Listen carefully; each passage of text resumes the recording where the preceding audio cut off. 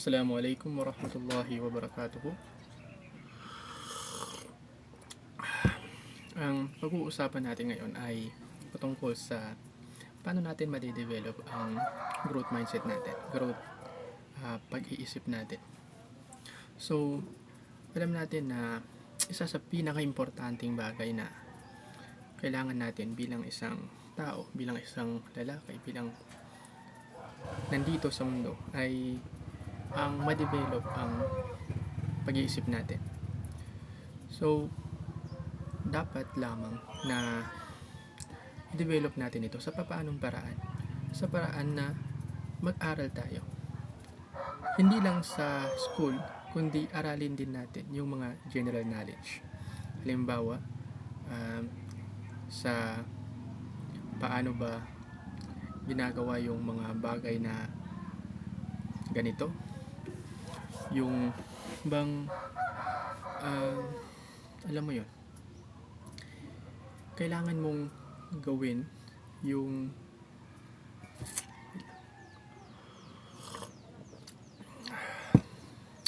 kailangan mong develop yung sarili mo, i-develop mo yung skill mo, i-develop mo yung spiritual mo, at i-develop mo yung general knowledge mo. Halimbawa na lamang yung pakikipag-socialize mo sa ibang tao, kasi kailangan natin yon para ma-develop tayo. Kasi kung mag-aaral ka lamang sa school, hindi mo ma-develop yung social skill mo, mahihirapan ka pa din na makapaghanap ng trabaho, o mag-grow yung mind mo kung paano ba makipaghalubilo sa mga tao.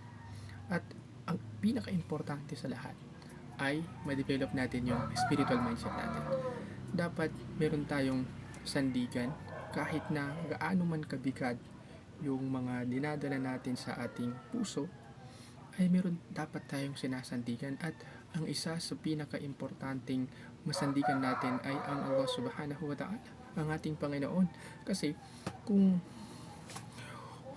kahit na anuman ang marating natin sa mundo, maging mataas man ang posisyon natin, magkaroon man tayo ng magandang trabaho, kung mawawala sa atin ang spiritual mindset natin, ay mahihirapan tayong magkaroon ng kapanatagan sa ating puso.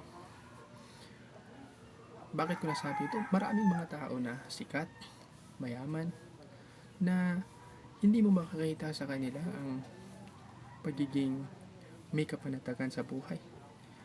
At ang karamihan pa ay binabawian nila ang kanilang sariling buhay dahilan sa wala silang sandigan. Kahit na nasa kanila na ang lahat, na nakakita natin na kanila na ang lahat, pero hindi pa rin yun sapat para sa kanila.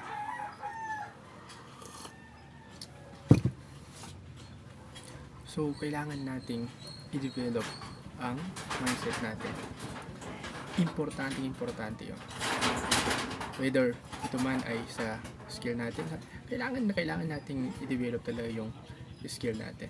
Kasi, paano tayo mabubuhay?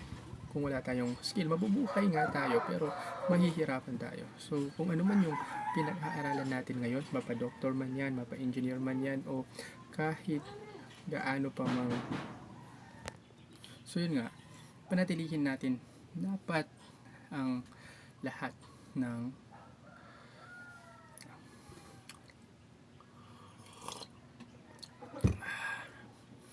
dapat panatilihin natin na maging magaling tayo doon sa bagay na yun, at ilaan natin yung oras natin doon.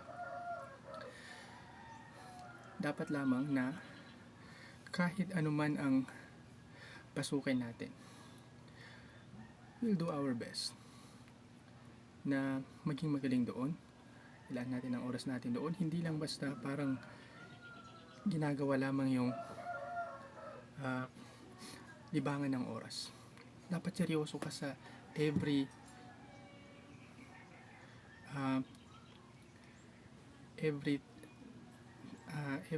that you are, everything na papasukin mo. Engineering, doctor, electrician, electronic, computer. Seryoso ka dun dapat. ilaan mo yung oras mo doon nang sa ganoon ay maging magaling ka sa bagay na yun. At syempre, aralin mo rin yun, yung relihiyon mo, para magkaroon ka ng spiritual mindset na kilalanin mo si Allah subhanahu wa ta'ala. At kung malaman mo kung ano yung mga ipinag-uutos niya, gawin mo yun at sabihin mo yun sa ibang tao o magdakwa ka sa ibang tao. At ang pinaka-importante sa lahat ng kailangan nating ma-develop din ay ang patience. Kasi ang patient ay isa sa pinakamagandang skill na ma-develop natin, kahit dahilan sa ang patience ay napapalooban niya ang lahat ng mga bagay-bagay. Kahit anuman ang kahirapan na dumating sa atin, kahit anuman ang challenges na dumating sa atin, kung may patience tayo, wala yun. Kasi alam natin na may sandigan tayo, at yun ay ang relihiyon natin, si Allah subhanahu wa ta'ala. At kung magagawa natin yan, made-develop yung spiritual at physical natin, at made-develop yung growth mindset natin. At huwag nating kalimutan na tayo bilang isang tao ay ginawa tayo ng may purpose, at yun ay makatulong sa ibang tao at sambahin si Allah subhanahu wa ta'ala, na ang lahat ng gagawin mo dito sa mundo ay hindi lang para sa'yo, para yun sa maraming tao. Kaya develop natin yung sarili natin, kasi at alisin natin sa sarili natin ang lahat ng mga bagay na hindi dapat natin gawin para ma-develop yung mindset growth natin. Halimbawa na lamang, alisin natin ang lahat ng mga distraction sa buhay natin, na alam naman natin ang mga distraction na yun ay hindi naman makakabuti sa atin, na nakakasira pa sa atin. At kung alam na natin na nakakasira yun sa atin, ay huwag na natin ipagpilitan, dahilan sa hindi yun maganda para sa atin. At alamin natin na hindi ka o hindi mo mabibigay yung full potential mo kung paghahaluin mo yung distraction at yung focus, kasi hindi yun sila pwedeng pagsabayin. Dapat mag-focus ka at alisin mo yung mga distraction. Ano ba yung mga distraction na yun? Ang mga distraction na yun ay mga, halimbawa na lamang ay ngayong mga generation ng mga tao ay ang paglalaro ng gaming. Kung hindi naman yun bilang isang Muslim, kailangan ba na sayangin mo yung oras mo doon, na meron ka namang pwedeng gawin na iba na mas magandang gawin kaysa doon, na magkakaroon ka din ng pera doon. Yung gaming kasi, although nag-i-enjoy ka, pero hindi niya nade-develop yung growth mindset mo. At ang iba pang distraction ay pag-scroll sa social media. Ano nakukuha mo sa pag-scroll sa social media? Wala, di ba? So, alisin mo na yun sa buhay mo.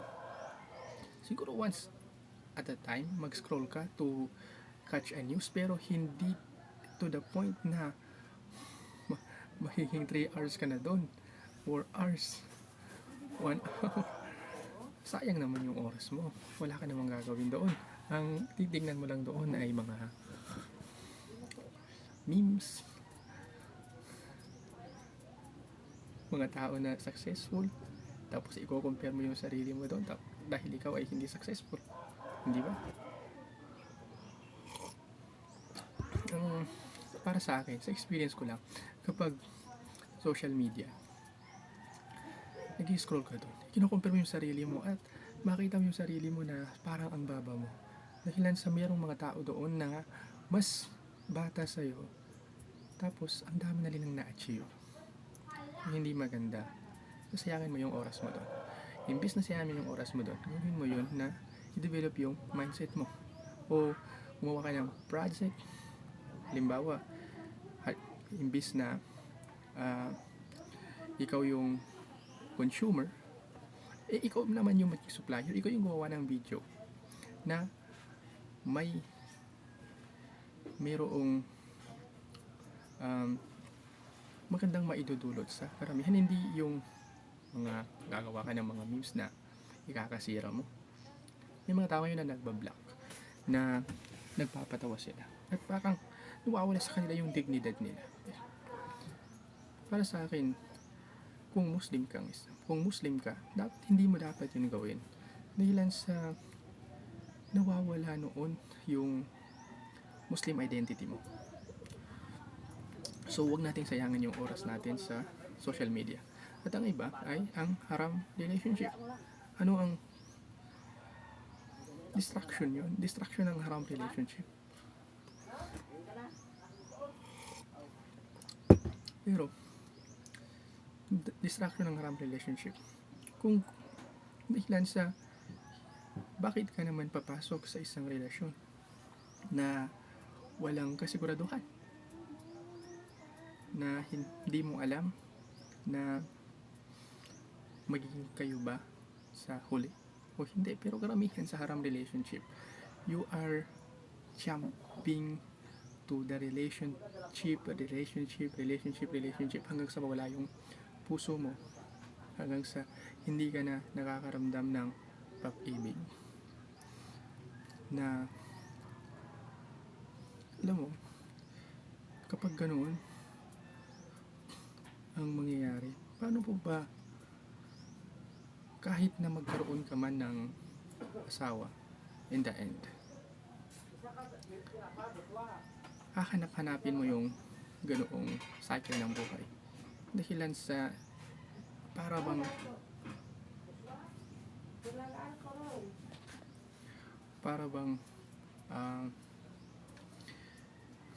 addicted ka na doon sa cycle na yun, at hindi ka magkakaroon ng magandang family at hindi maganda ang relationship, hindi maganda ang haram relationship. At alalahanin at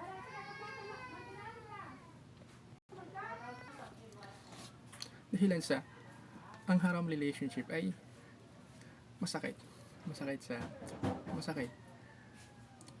at kaya nga haram. Ang may narinig ako sa isang alim na sinabi niya, ang puso natin ay hindi compatible sa mga sins, hindi compatible sa mga kasalanan. Kaya kung papapasukin natin ang mga kasalanan dito, magbi-bleed ito, masasaktan ito to the point na magkakaramdam ka ng emptiness, loneliness, purposelessness, ganun ba yan? Hindi ka na makakaramdam ng love, at ang mararamdaman mo na lang ay attachment. Attach ka sa ibang tao na dapat sa puso natin ay i-attach lang natin kay Allah subhanahu wa ta'ala. At kung ang puso natin ay doon natin i-attach kay Allah subhanahu wa ta'ala, ay magkakaroon tayo ng good life, magkakaroon tayo ng kapanatagan sa puso natin.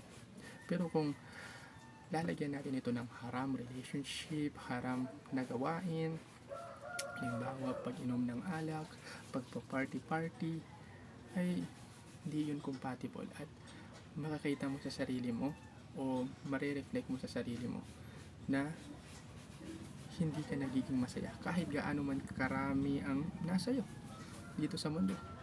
At maraming mga istoryang mga tao na kapag wala sa kanila ang si Allah subhanahu wa ta'ala, hindi sila compatible, hindi sila attached kay Allah subhanahu wa ta'ala, ay nagiging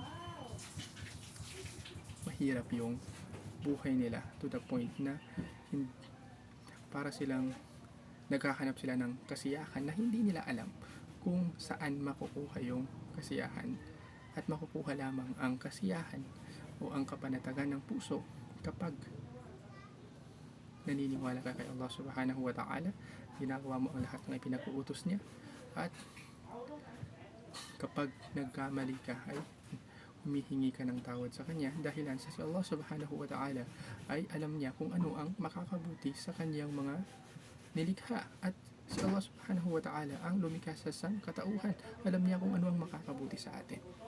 Kaya iwasan natin ang haram relationship sa abot ng ating makakaya.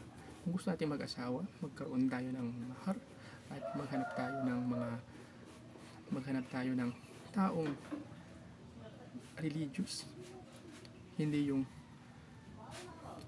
hahanap tayo sa street, hanap tayo dito sa social media, ganyan, tapos hindi naman natin alam kung ano yung background ng taong yun. Nakakausap lang natin kung ano ba yung favorite niyang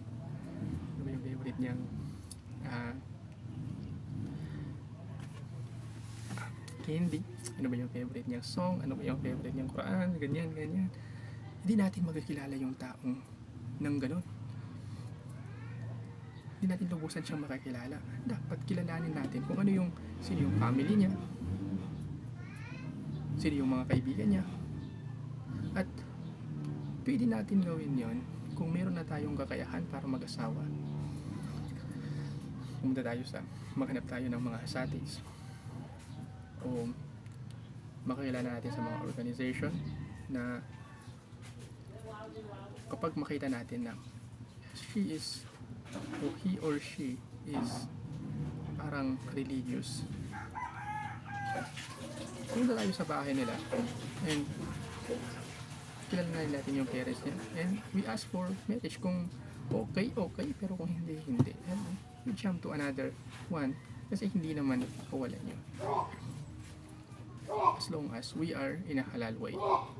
So yun, alisin natin ang mga distraction, at marami pang distraction na dapat nating alisin sa sarili natin. At kahit anuman yung alam mo sa sarili mo na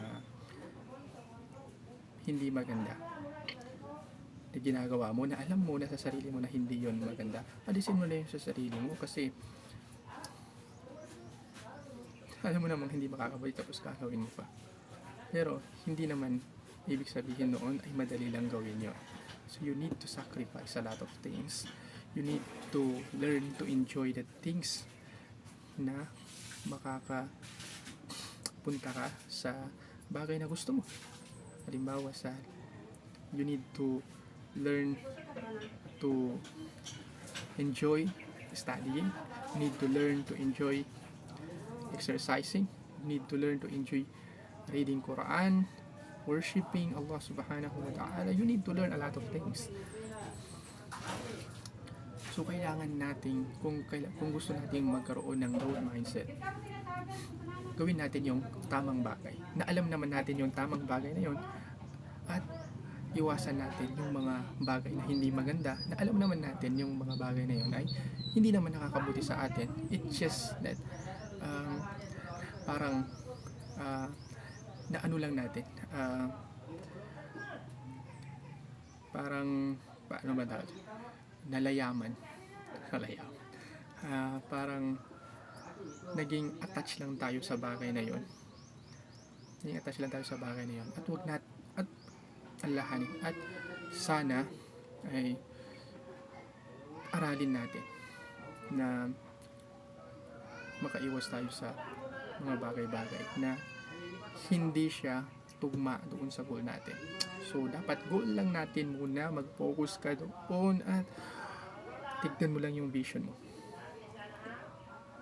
So siguro hanggang doon na lang. Ako Ilalika. Wassalamualaikum warahmatullahi wabarakatuh.